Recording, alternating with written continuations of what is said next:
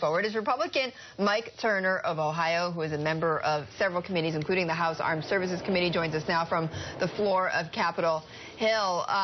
So, Congressman, this was a symbolic vote. It certainly put on the record, yes, Republicans are opposed to this Iranian nuclear deal, but there seems to be very little that can be done now to stop this.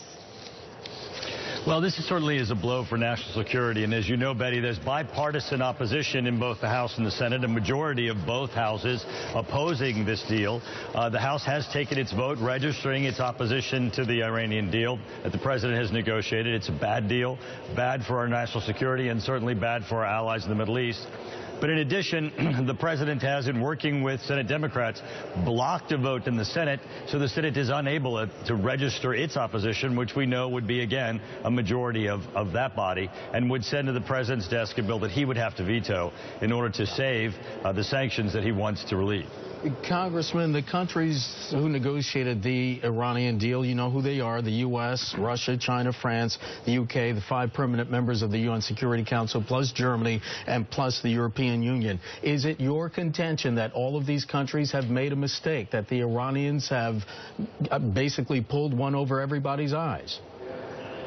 Well, in this instance, what they've done is they've looked to leadership from the United States. And unfortunately, Secretary Kerry and the president negotiated with Iran a deal that Iran would give us. They basically tried to assess what do they think that Iran would give versus what is it that we need. That's where this deal falls short. It allows Iran to continue to enrich. It allows Iran to continue its ballistic missile programs, which would place the United States at risk.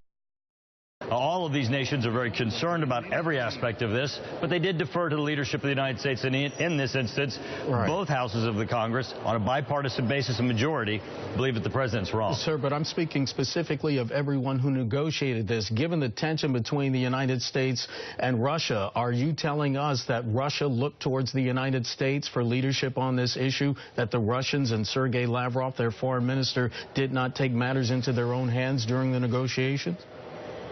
Well, everybody knows, and it's certainly very clear, that the United States was a lead negotiator and set the tone for all of these negotiations. Certainly Secretary Kerry has made it very clear that he believes that he was the lead in all aspects of this. And in that lead, I think he fell short. Certainly we could have gotten a better deal for our national security and a better deal for our allies. The concern now is going to be what is the reaction in the Middle East, because we could very easily have an arms race as those who look to the threat of a possible nuclear Iran may undertake their own programs. Okay, Congressman, you met with IAEA officials. What did they tell you? It was very concerning. I met with the lead inspector for the Iranian task force with the IAEA, which is the agency that's responsible for conducting the implementation of the deal that the administration negotiated. And he told me that although he's going to be handed a ledger, that he believes that he can ensure the custody and control of what's on that ledger, that no one's asked him to certify the ledger. So, in fact, as the president said, there will not be inspections anywhere, any place. The president said that there would be. There will not be. There are places they will not be able to go. There are time periods that have to fall into place before the IAEA can demand access. So there's a great deal of uncertainty on the ground about what's going to happen in Iran while the IAEA is left hindered. But, I mean, for instance, I believe as part of the agreement that Iran has to export their enriched uranium, up to 98% of that is going to be exported. Isn't that something that can be checked?